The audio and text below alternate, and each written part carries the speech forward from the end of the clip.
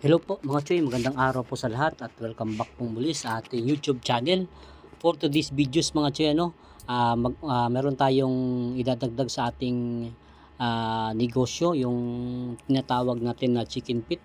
Kung inyo pong nalalaman mga Choy, sikreto lang po ang kitaan natin dito, para po malaman nyo kung ano po yung procedure natin dito. Panoorin nyo po hanggang sa dulo mga Choy, at huwag niyo po sanang kalimutan mag-comment para malaman po namin kung saan po nakarating ang video ito mga Choy. At yan po, at ang una po natin gawin, ganito po. Yan, panoorin nyo. Tatanggalan natin ang kuko para malinis po siya tingnan mga Choy, Hindi na po nakakain yung kuko. Ayan mga Choy. Sa pagninegosyo po mga Choy, kailangan na ng kaunting sipag at kaunting tiyaga para po kumita tayo ng pera mga Choy. Yan lang po yung gagawin natin mga Choy, tiyaga-tiyaga lang natin. Para dagdag po sa income natin, lalo na dun sa mga small business lang, maliit lang yung punan. Ito maliit lang yung punan na gagamitin natin, pero malaki po yung kita. Yun po yung kinagandahan sa gantong negosyo mga Choy, Kung ibebenta, ang bentahan po kasi nito dito sa amin is binibenta po namin ng ng 5 piso ang isa. Kaya kung makakabili ka nito, maabot ng sa 1 kilo, maabot ng 80, tagli 5 piso yung benta mo. Kikita ka po talaga. Magkano lang naman po yung chicken pit dito sa atin, Yan po. At kung mas maganda mga Choy, kung marami kang benta, marami kang ititinda, mas malaki yung kita mo.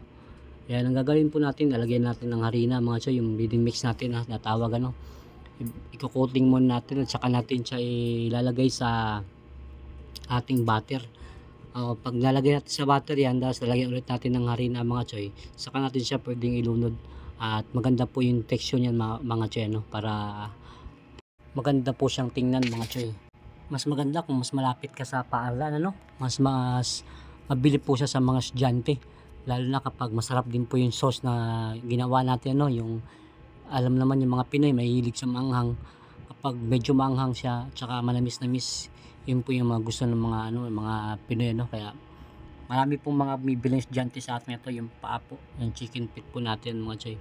At maganda po siyang isabay sa mga pagpiprito ng manok, pagpapride ng manok mga Choy. At dinagdagan din namin ng iba't ibang mga pwede nating iprito mga Choy, para dagdag income po, mga baguhan po sa pag-EFC, pwede nyo pong gawin yan mga Choy, at kung nasubukan nyo po, comment po kayo kung ano po yung resulta. Sa pag-umpisa po nito, hindi naman po gaanong mabili,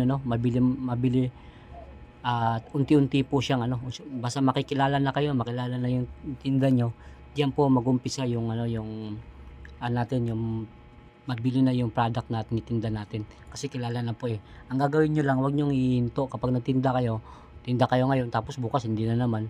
Dapat continuous po, dapat tuloy-tuloy po yung pagtitinda natin, para yung mga malalayong mga customer mo na pumupunta diyan, o yun ang gustong bilhin, hindi po sila mabibigo, meron po silang mabibili kapag naghahanap sila ng gusto nila mga Choy. Yan po, ito po yung ginawa natin, sinama natin sa pagpa-pride ng ating FC, nilunod po natin. Yan, kung makikita nyo mga Choy, galing po sa bate, diretso na po natin nilunod yan. At maganda po ang resulta yan mga Choy, kung atin pong makikita mamaya, kagaya ng ating fried chicken. Yan po, mabili po siya at napakasarap po siyang tingnan mga Choy. Shout out po sa lahat ng ating mga KFC na naginegosyo po, at mga bagong subscribers natin na patuloy na sumusuporta sa ating YouTube channel.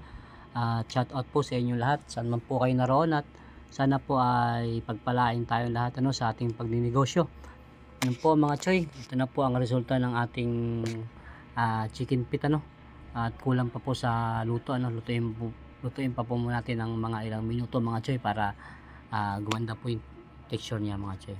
May mga buwan po at araw na hindi po mabili yung FC natin, yung kagaya po kapag walang pasok po, kaya wala pong gaanong bumibili ng mga estudyante. Siyempre, lalo na kapag malapit ka sa paaralan, ang inaasahan mo mga estudyante lang nabibili.